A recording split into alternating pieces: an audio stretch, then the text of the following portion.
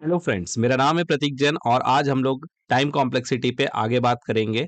तो last class में हम लोगों ने देख लिया था कि कांस्टेंट टाइम कॉम्प्लेक्सिटी कैसे निकालते हैं और अगर मुझे एक से ज़्यादा लूप दिया होगा तो हम उसमें टाइम कॉम्प्लेक्सिटी कैसे निकालते हैं, मतलब लीनियर टाइम कॉम्प्लेक्सिटी की हमने बात करी थी। अब हम बात करते हैं आगे नेस्टेड लूप की, कि मान लीजिए मुझे नेस्टेड लूप दिया हुआ है। ठीक है ना। नेस्टेड लूप मतलब क्या होता है?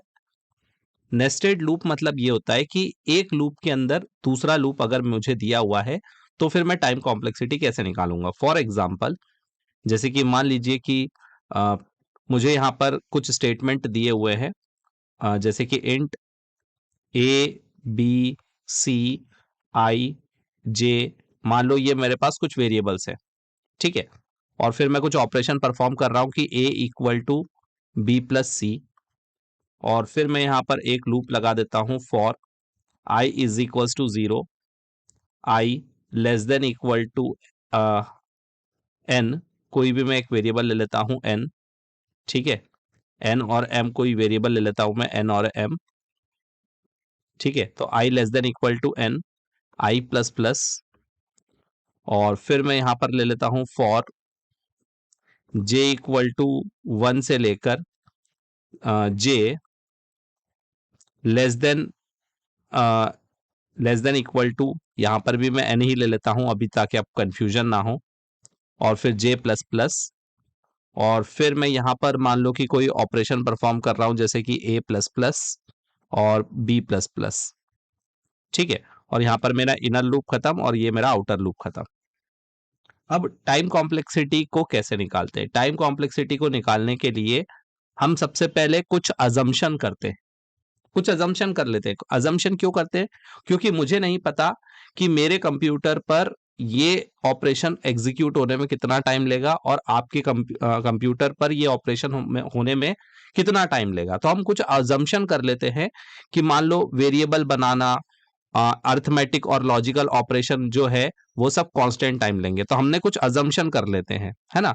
अजम्पशन क्या होता है? अजम्पशन ये होता है कि हम मान के चल रहे हैं, एक्चुअल में ये बात सच नहीं है, लेकिन अजम्पशन करना इसलिए जरूरी है क्योंकि मुझे नहीं पता कि मेरा कंप्यूटर में क्या कॉन्फ़िगरेशन है, आपके कंप्यूटर में क्या कॉन्फ़िगरेशन है, प्लस ऑपरेशन आपके कंप्यूटर में कितना टाइम लेगा, मेरे कंप्यूटर में कितना टाइम लेगा। तो हमने अजम्पशन कर लिया कि जितने भी अर्थमेटिक और लॉजिकल ऑपरेशंस होंगे उसमें हम arithmetic, logical operations, assignment operators, ठीक है, ऑपरेटर्स को अगर हम सॉल्व कर रहे हैं, कोई भी ऑपरेशन अगर हम सॉल्व कर रहे हैं तो एक ऑपरेशन एक यूनिट ऑफ टाइम लेगा, हमने ये मान लिया। और वेरिएबल क्रिएट कर रहे हैं वो भी एक यूनिट ऑफ टाइम लेगा, रिटर्न स्टेटमेंट जो है वो भी एक यूनिट ऑफ टाइम लेगा। ये सब हमने अजम्पशन किया है। ये अजम्पशन क्यों किया है? वही रीजन कि मुझे नहीं पता कि ये ऑपरेशन करने में कितना टाइम लेगा कंप्यूटर में। हो सकता है किसी कंप्यूटर में ज्यादा टाइम ले, किसी कंप्यूटर में कम टाइम ले। तो हमने अजम्पशन कर लिया। तो अगर एक वेरिएबल को बनाने में एक यूनिट ऑफ टाइम लेता है तो यहाँ पर 1 2 3 4 5 6 7 7 वेरिएबल्स बन रहे हैं, तो यहाँ पर 7 यूनिट ऑफ टाइम लगेगा, जो कि एक कांस्टेंट टाइम है क्योंकि एक ये नंबर फिक्स आया है। ये एन के ऊपर डिपेंड कर रहा है क्या? ये हमारे इनपुट साइज के ऊपर डिपेंड कर रहा है क्या कि मैंने ज्यादा इनपुट दिया तो ये ज्यादा टाइम लेगा? नहीं, ये फिक्स टाइम लेगा 7 यूनिट। मैं एन की वैल्यू कुछ भी कर लूं, एम की वैल्यू कुछ भी रख दूं, आई जे के ए बी सी की वैल्यू कुछ भी रख दूं, ये 7 यूनिट ऑफ टाइम ही लेगा। ये अलग अलग कंप्यूटर पर अलग अलग टाइम ले सकता है, लेकिन ये इनपुट पे डिपेंड नहीं करेगा। मतलब ऐसा नहीं है कि किसी ने एन की वैल्यू ज्यादा ले ली तो ये ज्यादा टाइम लेगा, नहीं, ये फिक्स टाइम लेगा 7 यूनिट। तो इसलिए हम इसको बोलेंगे कांस्टेंट टाइम। और कांस्टेंट टाइम को डिनोट करने का अभी मैंने आप लोगों को तरीका बताया प्रीवियस वीडियो में, कि कांस्टेंट टाइम को डिनोट करने के लिए हम बिग O ऑफ 1 लेते हैं। ठीक है। अगली लाइन को एग्जीक्यूट करेंगे। तो हमने अभी अजम्पशन किया है क्या? हमने अजम्पशन किया है कि अरिथमेटिक ऑपरेटर एक यूनिट ऑफ टाइम लेगा। तो इसका मतलब प्लस करने के लिए कितना टाइम लगेगा? एक यूनिट ऑफ टाइम लगेगा। असाइनमेंट ऑपरेटर भी कितना टाइम लेगा? एक यूनिट ऑफ टाइम लेगा। मतलब टोटल कितना टाइम लगा? 2 यूनिट। अब ये भी मेरा अजम्पशन है, लेकिन ये बताओ कि क्या ये ए इक्वल टू बी प्लस सी बार बार चलेगा क्या? नहीं। क्या ये ऑपरेशन किसी वेरिएबल की वैल्यू पे डिपेंड करेगा क्या, कि वेरिएबल की वैल्यू अगर मैंने ज्यादा दे दी तो ये ज्यादा टाइम लेगा, कम वैल्यू दी तो कम टाइम लेगा? नहीं। तो इसका मतलब कि ये भी एक कांस्टेंट है, फिक्स है, इसका टाइम कांस्टेंट है। तो इसका मतलब ये भी कितना टाइम लेगा? कांस्टेंट टाइम लेगा और कांस्टेंट टाइम को डिनोट करने का तरीका है बिग ऑफ 1। ठीक है, अब ये वाली लाइन देखो, ये वाली लाइन जो है ये n के ऊपर डिपेंड करेगी। ऑब्वियसली यहां पर पहले हम i में 0 असाइन करेंगे, तो i में 0 असाइन करेंगे तो ये भी 1 यूनिट ऑफ टाइम लेगा, है ना, जो कि हमने प्रीवियस वाले में कंसिडर नहीं किया था, लेकिन इसको आप कंसिडर करो चाहे ना करो उससे कोई फर्क ज्यादा पड़ने नहीं वाला।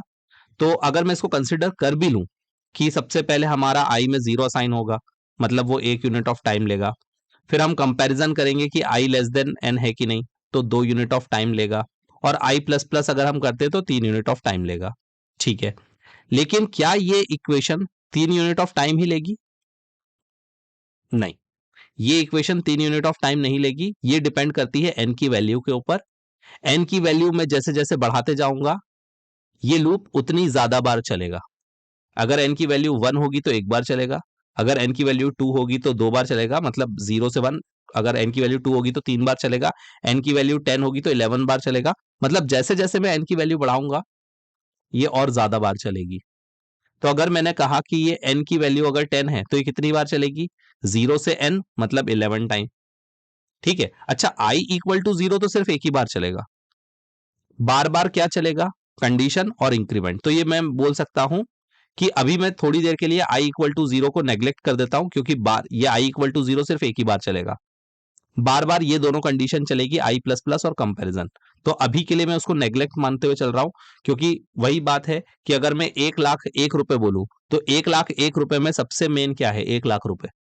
1 रुपए की कोई वैल्यू नहीं है, 1,01,000 में 1,00,000 ज्यादा इंपॉर्टेंट है। तो यहां पर बार बार जब एग्जीक्यूशन होगा तो ये i इक्वल टू 0 कोई ज्यादा महत्व नहीं रखेगा। फिर ये दो ऑपरेशन हो रहे हैं, और हर एक ऑपरेशन जो है ये टोटल कितनी बार कंपैरिजन होगा? n+1 times. n की वैल्यू जितनी होगी उससे एक ज्यादा बार लूप चलेगा, क्योंकि 0 से स्टार्ट हो रहा है, और देखा जाए तो एक बार और कंडीशन चेक होगी तो n+2 होगा बल्कि। ठीक है, अब वही मैंने कहा कि छोटी छोटी बातें इंपॉर्टेंट नहीं है कि मैं n+1 लिख रहा हूं या n+2 लिख रहा हूं, ज्यादा इससे कोई फर्क नहीं पड़ेगा, क्योंकि डिपेंड करता है n के ऊपर। ठीक है ना, n के ऊपर डिपेंड करेगा। अब अगर मैं बोलूं कि ये कितना टाइम लेगा, ये टाइम लेगा 2n+4, अंदर मल्टीप्लाई होगा 2 का और इसमें भी, तो ये वाला जो एग्जीक्यूशन, ये वाली जो लाइन है ये एग्जीक्यूट होने में कितना टाइम लेगी? 2n+4। अब ये कैसी इक्वेशन है? ये एक लीनियर इक्वेशन है।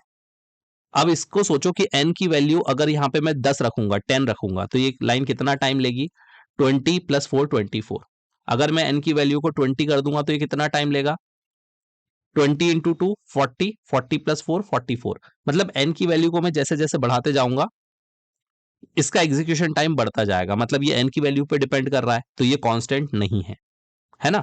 ऊपर वाला जो था वो कांस्टेंट था, क्योंकि n की वैल्यू बढ़ाने पर भी इसका टाइम ज्यादा नहीं, इसका टाइम नहीं बढ़ रहा था, लेकिन इसका टाइम बढ़ता जाएगा। और अगर मैं n की वैल्यू इनफाइनाइट ले लूं, अगर मैं n की वैल्यू इनफाइनाइट ले लूं, तो सोचो क्या ये +4 करने का और मल्टीप्लाई बाय 2 करने का कोई फर्क पड़ेगा? मैथ्स में हमने पढ़ा है ना, limit n tends to infinity.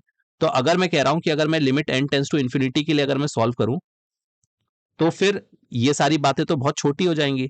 अगर लिमिट n टेंस टू अगर इन्फिनिटी के लिए अगर मैं सोचूं कि n की वैल्यू अगर बहुत बड़ी हो जाए, तो ये +4 करना, मल्टीप्लाई बाय 2 करना, ये तो ऑलमोस्ट नेग्लेजिबल है।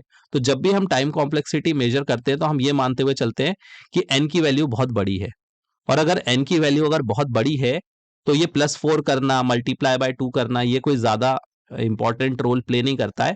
तो हम कहेंगे कि इसकी टाइम कॉम्प्लेक्सिटी लगभग लगभग n के बराबर है ना, ऑर्डर ऑफ n ही हम कहेंगे बिग ऑफ n। ठीक है, अब ये वाला लूप कितनी बार चलेगा जरा सोचो, ये वाला लूप कितनी बार चलेगा? तो वैसे तो ये वाला लूप भी n टाइम्स चलता, मतलब इसकी भी टाइम कॉम्प्लेक्सिटी n ही होती, क्योंकि ये भी 1 से लेकर n तक चल रहा है, और इंक्रीमेंट होगा और दो बार, एक बार कंपैरिजन होगा, तो 2 टाइम्स ऑफ n+1 चलेगा ये, है ना। ये तो 0 से स्टार्ट हो रहा था इसलिए n+2 गया था, ये 1 से स्टार्ट हो रहा है, तो 1 से लेकर n तक n टाइम कंडीशन ट्रू होगी, और एक प्लस इसलिए हम कर रहे हैं क्योंकि कंडीशन एक बार फॉल्स भी होगी, है ना। यहां पर भी ये n+1 टाइम चलता, लेकिन एक बार कंडीशन फॉल्स भी होगी, 0 से n तक के लिए कंडीशन ट्रू होगी, तो n+1 टाइम तो ये चलेगा ही चलेगा, और एक बार कंडीशन फॉल्स भी होगी, तो इसलिए n+2 लिखा था। यहां पर हम 1 से लेकर n तक मतलब n टाइम चलता जब कंडीशन ट्रू होती, एक बार ऐसा भी आएगा जब कंडीशन फॉल्स होगी, इसलिए n+1 लिखा। और 2 का मल्टीप्लाई इसलिए किया है क्योंकि दो ऑपरेशन यहां पर होंगे, इंक्रीमेंट और कंडीशन चेक। तो ये वाली कितना टाइम लेगी? ये वाला टाइम लेगा 2n+2। लेकिन लेकिन ये 2n+2 तब चलेगा जब ये एक बार इनर लूप चलेगा। लेकिन यहां पर ये लूप कितनी बार चलेगा ये डिपेंड कर रहा है आउटर लूप पर, क्योंकि आउटर लूप के हर एक वैल्यू के लिए ये चलेगा। आई की वैल्यू 0 के लिए भी ये n टाइम चलेगा, है ना। आई की वैल्यू 0 के लिए भी इसकी टाइम कॉम्प्लेक्सिटी कितनी आएगी? ऑर्डर ऑफ n, क्योंकि यहां पर भी 2 और 2 को नेग्लिजिबल मानेंगे। तो आई की वैल्यू 0 के लिए भी ये n टाइम चलेगा लगभग, आई की वैल्यू 1 के लिए भी ये n टाइम चलेगा, आई की वैल्यू 2 के लिए भी ये n टाइम चलेगा, और आई की वैल्यू ऐसे कब तक जाएगी? आई की वैल्यू n तक जाएगी और ये n तक चलेगा। तो ये टोटल कितनी बार चलेगा ये लूप? तो ये लूप कितनी बार चलेगा? n plus n plus n up to n times, n plus n into n times. तो सब में से n अगर मैं कॉमन निकाल लूं तो 1 प्लस 1 प्लस 1 बचेगा। सब में से अगर मैं n कॉमन निकाल लूं तो 1 प्लस 1 प्लस 1, कितने 1 बचेंगे? n टाइम्स मेरे 1 बचेंगे। तो ये 1 से लेकर n 1 को अगर मैं ऐड कर दूंगा तो कितना आएगा? n इंटू n, मतलब कितना आएगा? n square. इसका मतलब कि ये इनर वाला लूप आउटर लूप के ऊपर डिपेंड कर रहा है। अगर आउटर लूप n टाइम चलेगा तो इनर लूप भी n टाइम चलेगा, और इनर लूप एक वैल्यू के लिए n टाइम चलता। तो इसका मतलब जब भी नेस्टेड लूप होता है तो कॉम्प्लेक्सिटी को हम मल्टीप्लाई कर देंगे, ठीक है ना।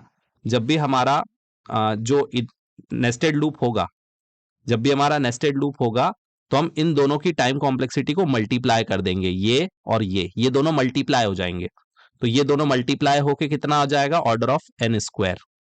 अगर ये n स्क्वायर टाइम चलता और ये अगर n टाइम चलता तो ये n क्यूब हो जाता, ठीक है ना। तो ये दोनों मल्टीप्लाई होके n स्क्वायर बनाएगा, और ये मल्टीप्लाई क्यों कर रहे हैं? क्योंकि ये दोनों लूप एक के अंदर एक हैं। पहले वाले केस में देखो क्या था, पहले वाले केस में एक लूप जब खत्म हो रहा था तब दूसरा लूप स्टार्ट हो रहा था, लीनियर वाले केस में। तो इसलिए यहां पर ये प्लस हो रहे थे, वो n प्लस n प्लस हो रहे थे, मतलब ये इनको अलग देख रहे थे, इसको अलग देख रहे थे।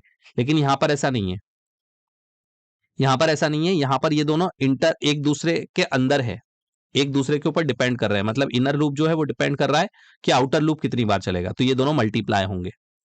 और अगर ये वाली लाइन अगर n स्क्वायर चल रही है तो ऑब्वियसली ये वाली लाइन भी इसी के अंदर ही है ना।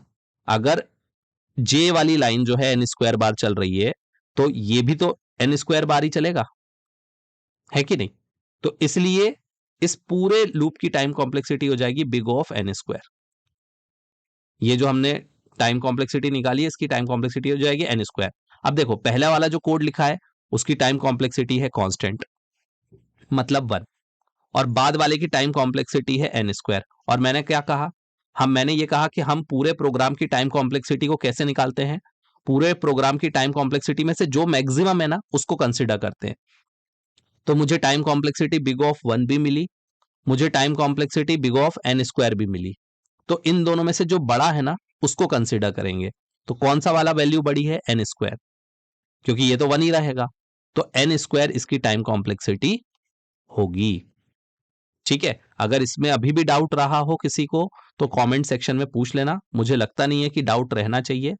अगर डाउट रहता है तो कमेंट सेक्शन में पूछ लेना। इन शॉर्ट, अगर एक के अंदर एक लूप है तो उनकी टाइम कॉम्प्लेक्सिटी मल्टीप्लाई होगी, ठीक है। तो रूल नंबर 1, अगर एक के अंदर एक लूप है तो टाइम कॉम्प्लेक्सिटी मल्टीप्लाई होगी, और अगर एक लूप खत्म होने के बाद दूसरा लूप है तो उनकी टाइम कॉम्प्लेक्सिटी आप ऐसा बोल सकते हो कि ऐड होगी। तो n प्लस n 2n होगा, और 2n को हम n ही लिखेंगे, ठीक है। दूसरी बात, हमें ये जरूर देखना है कि ये कितनी बार ये लूप एग्जीक्यूट हो सकता है। अगर ये n टाइम एग्जीक्यूट हो रहा है तो ही हम इसको n लेंगे। ऐसा नहीं कि हमने लूप देखा और हमने बोल दिया कि इसकी टाइम कॉम्प्लेक्सिटी n होगी या n स्क्वायर होगी। आपको ये भी देखना पड़ेगा कि यहां पर i की वैल्यू कितने से चेंज हो रही है, ठीक है। और दूसरा रूल कि अगर हमारे पास कांस्टेंट टाइम भी मिलता है और n स्क्वायर टाइम भी मिलता है और n टाइम भी मिलता है, तो हमारे प्रोग्राम में अलग अलग जगह पर अलग अलग टाइम कॉम्प्लेक्सिटी मिलती है। तो पूरे प्रोग्राम की टाइम कॉम्प्लेक्सिटी कितनी मानी जाएगी? पूरे प्रोग्राम में वो पार्ट जो सबसे ज्यादा टाइम ले रहा है उसको ओवरऑल की टाइम कॉम्प्लेक्सिटी मानी जाती है, ओवरऑल प्रोग्राम की। तो कहीं पे हमें कांस्टेंट टाइम भी लगेगा, कहीं पे हमें लीनियर टाइम भी लगेगा, कहीं पर हमें n स्क्वायर टाइम भी लगेगा। तो जहां पर मैक्सिमम जो टाइम है उसको हम ओवरऑल प्रोग्राम की टाइम कॉम्प्लेक्सिटी कहेंगे। ठीक है, तो इस तरह से हमारी क्वाड्रेटिक टाइम कॉम्प्लेक्सिटी निकलती है। ठीक है, तो आई होप इस वीडियो में आपको क्वाड्रेटिक टाइम कॉम्प्लेक्सिटी क्लियर हुआ होगा, जिसमें कि नेस्टेड लूप किस तरह से वर्क करता है वो भी समझ में आया होगा। आगे हम नेक्स्ट वीडियो में कवर करते हैं। ज्यादा से ज्यादा लोगों को ये वीडियोस शेयर करिए, क्योंकि आप जब शेयर करेंगे तभी मैं मोटिवेट होता हूं नए नए वीडियोस बनाने के लिए। मिलते हैं नेक्स्ट क्लास में। Till then, thank you very much.